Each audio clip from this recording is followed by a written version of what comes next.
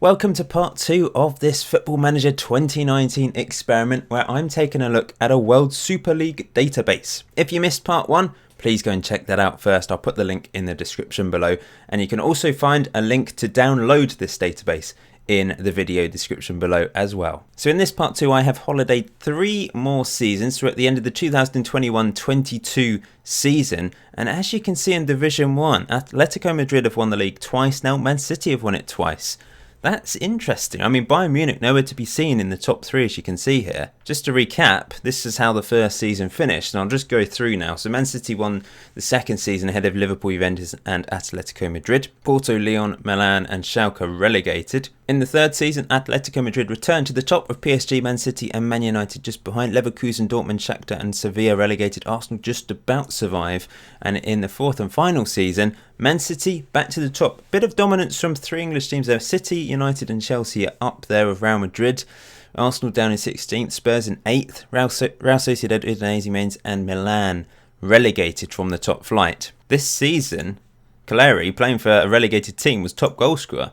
Insigne most assists, Leroy Sané best average rating. Cristiano Ronaldo still playing at the age of 37 for Juventus. He has picked up the most man of the match awards this season. Most clean sheets, De Gea. Pickford playing for Chelsea, as you can see there. There's been some interesting manager movements over the years. So in the second season, Barcelona, Bayern Munich, Real Madrid, Spurs, Chelsea, lots of teams getting rid of their managers.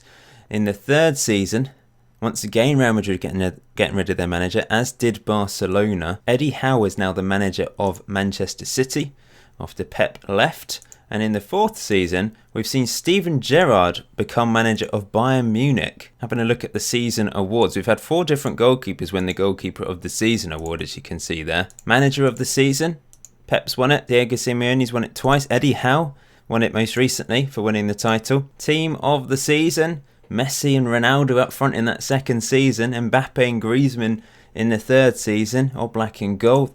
And the fourth season, Mbappe and Alexis Sanchez up front. Lots of Man City players in there and Man United players. This is the overall best 11 so far. Messi in midfield, Ronaldo up front alongside Neymar. Player of the season, we've seen Messi, Sané, Neymar and Bernardo Silva pick up this award. All 3 players, Manchester City players, in the fourth season. Top goal scorer award, Ronaldo, Lewandowski, Griezmann and then Caleri winning it, with a regen in second place, Alexander Fedorov from Kazakhstan. That is amazing.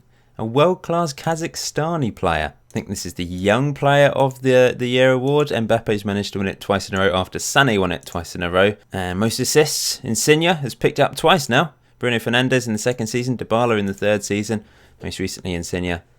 Salah on the list as well. If you'd like me to do a part 3 where I holiday a few more seasons into the future, please remember to hit that like button. It'd be very much appreciated. If you are new to the channel, please hit that subscribe button as well. Now for the rest of the video, I'm going to go down the divisions. We'll have a look at the other 9 levels. We'll also take a look at the cup competitions. I don't know if international competitions, I presume, still take place. So the World Cup, I'm guessing, will be this year.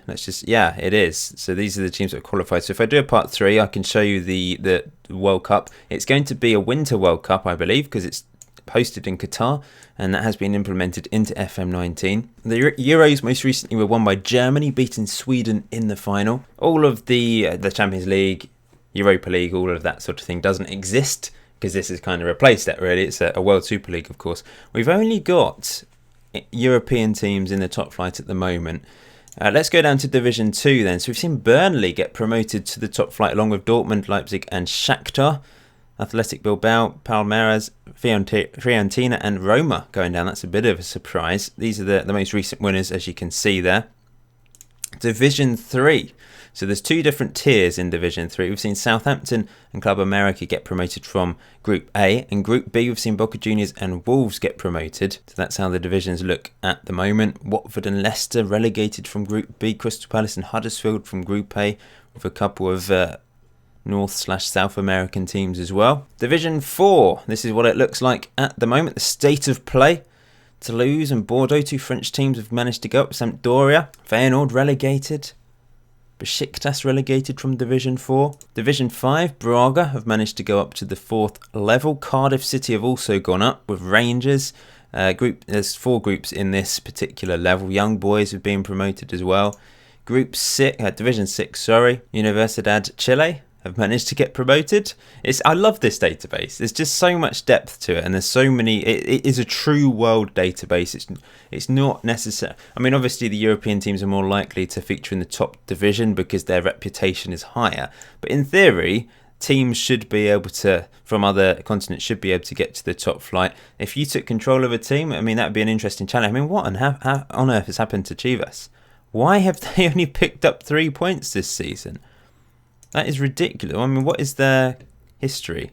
They've been relegated a few seasons in a row. And is that a reputation thing? But look at this. They've just lost everyone. They've lost every game. They've got players. They've got a really young team. That is bizarre. Why have they... Did they sell all their players at one point and not bring anyone in? In fact, they can't bring anyone. If they got a transfer ban on the game, that's just strange. They've been relegated every single season and they've only got 16, 17, 18-year-olds in their team. New York City promoted from Group D. Division 7. It's quite confusing. There's various levels. There's various groups within each level as well. But it's a lot of fun. Tractor, great name. They've been relegated. This is the point where there's less teams that you may know, basically. St Johnstone from Scotland relegated there. Shanghai promoted from Group D in Division 7. I don't know what sort of money these teams will have now. I'm guessing the lower tiers, they might be quite poor because there's less prize money at this level. Portimonense, the team I managed back on FM18, relegated from Division 7. Division 8, Motherwell going up with Pyramids. I assume are they from Egypt? They are from Egypt. Pyramids FC, that's a great name for a football team. Let's scroll down then. Sydney FC getting promoted from Group B. St Mirren going up from Group C. Orlando City from Group D. Karabag going up from Group E. O'Higgins from Group F. Group G, Osterund, Dynamo Moscow. I mean, there's plenty of well-known teams down here. And of course, on part 1 of the series, loads of this. I got you guys to comment where you're from, which team you support. It's just so many guys from around the world watching my videos, which it's incredible. Thank you and hello to everyone wherever you live. If you do have any ideas for future Football Manager experiments, like I said, if you've created a database yourself or if you know of a good database that you've found online or on the Steam Workshop, send it over to me. Send a link to me either on Twitter or in the comment section or email me. And I'll consider making a video on it because I do find these databases really interesting. I'll just scroll down now as I was chatting away. A lot of hard work goes into them. Some people just dedicate so much time to creating these really interesting databases. And they're a lot of fun to just investigate and holiday into the future and see what happens. But also some of you will find them a lot of fun actually playing on them. And you might not know about them unless someone like me makes a video and showcases them. So I'm happy to do that. And this is the last division, Division 10, which has loads of groups as well. It's interesting to see the bottom team quite often, like how few points they get. So Sangya Sangmu, only 2 draws, minus 111 goal difference in that division. Is there going to be a worse situation? I don't think we've seen anyone get 0 points. 5 points there. Solomon Warriors, great name for a team. Weymouth Wales. I don't think we're going to see 2 points beaten this time around, I'm afraid. Some groups are quite equal actually. But then there's the odd. I mean, this team's got 6 points. They're a long way behind everyone else. Yeah, 2 points is the worst. So let's go down to the cup competitions then. So the most recent winners of the top cup, which everyone takes part in. We've seen Man City, Napoli, Real Madrid and PSG win it. This is the second cup, which I think is just the top 2 divisions. So Juventus, Chelsea, Spurs and Valencia are the winners of that. Then the third competition, Southampton, CSK, Moscow, Zenit and West Ham. My boys picking up a cup win. Copa dos Montes. Those are the winners so far. And is this the last one? I think there might be one more. Copa dos Solos. Yeah, then we're down to the reserves. Just going to have a quick look at some of the transfers. Because we saw a massive transfer in that first season. Icardi moved from Inter to Man United for 120 million. In the second season, let's see what's the biggest transfer. It was actually Trent Alexander-Arnold, potentially £75 million, moving to PSG. Leon Bailey also moved to PSG. So they're splashing the cash. It's the usual teams that splash the cash. But it could be quite different because, of course, all the big teams are in the top division now or spread between Division 1 and 2. And they can't just dominate the league by spending loads of money, because they're all spending lots of money. Bayern Munich, £100 million transfer in the third season. Harry Kane moved to PSG for £97 million. They still seem to be attracting these players, even though they're playing in the top division anyway of all these other big teams. And the most recent season, biggest signing was Dybala moving to Chelsea for £90 million. Ousmane Dembele moved to PSG. So PSG have spent so much money. Let's just have a quick look. So 204 million this year. Previous year, only 37. That's the first season, sorry. 204 in the second season, 262 in the third season, and 210 in the fourth season. They're spending so much, but they still haven't managed to win the league. What about Man City? So let's go back to the start. So they spent 56, 112, 64, and then 178. So a lot of money, but a lot less than PSG. And I bet Atletico Madrid haven't spent nearly as much, and they've managed to win 2 titles, of course. So let's quickly go back to the start. Nothing in the first season. Second season, 9.25. Third season, I don't know why it's not showing up down here. 11 million, rising to 17. They only bought Ben Chilwell, really, and Nathaniel Klein on a free. And the most recent season, they've spent nothing, and they've managed to win 2 league titles. They've recently got rid of their manager Simeone after 10 years in charge.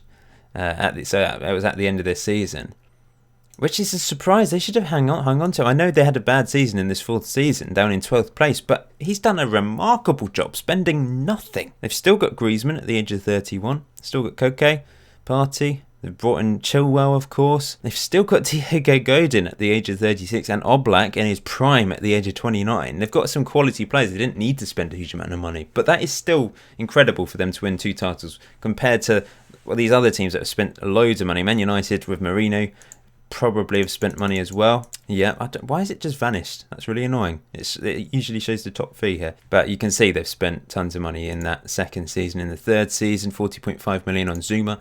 Most recently, they didn't spend any money, certainly not as much as Man City. Real Madrid, have they made any interesting signings? I don't think they've bought any really big players. Rodrigo from Santos, he's a quality player. Eric Dyer. But they seem to be spending money on Thomas Müller. That's a surprise considering he's a bit old. 70 million pounds on Thomas Müller. And this season, they've been signing sort of younger players by the looks of it. Schick's he's 26, he's not young. Draxler on a free. What about Barcelona? I see it's appeared now, the transfer fee. So, it's vanished again. So when I go back to the start, it vanishes. I found a glitch. See, look, it's there now. 80 million pounds most recently. They've just not really competed, have they? They've got Messi. They've got some good players, of course. But to finish 15th in the league, where did they finish last season? 9th. Previous season was 8th and the first season was 6th. So really disappointing from Barcelona. I wonder if anyone's built a new stadium. What's the biggest stadium? Camp Nou is... No, I don't think there's any new stadiums here. You might spot one. But I was thinking, surely they'd be attracting so many people to these matches because it's a big game every single game, isn't it? You're going to have big stadiums further down as well because some of these teams are actually really big in their respective countries. They're just not quite so big on on the world scene. So like in Division 3, we've got an 81,000 seater stadium. At Division 4, 81,000 as well, Mexico City. There's some huge stadiums down here. Division 5, 74,000 seater is the biggest. Division 6, there are loads of big stadiums as well. Division 7, it's an 87,000 seater stadium and an 84,000 seater stadium in Division 7. That's crazy. Division 8, 75,000 is the biggest. Division 9, 114,000. Oh wow, this is the North Korean team? I very much doubt there's any North Koreans watching me. I don't think... yeah, but there's they've got 114,000 seat stadium. That is ridiculous. And I didn't realise they were even on this. How does that work? How do teams play them? What happens? How do teams get into the country and play them safely? Okay, then Division 10 then. The biggest one is 88,000. Some big stadiums. So if you do want a part 3 to this, please let me know by hitting that like button and I will holiday a few more seasons into the future. But until next time, enjoy Football Manager 2019. Enjoy the rest of your day. I'll see you very soon.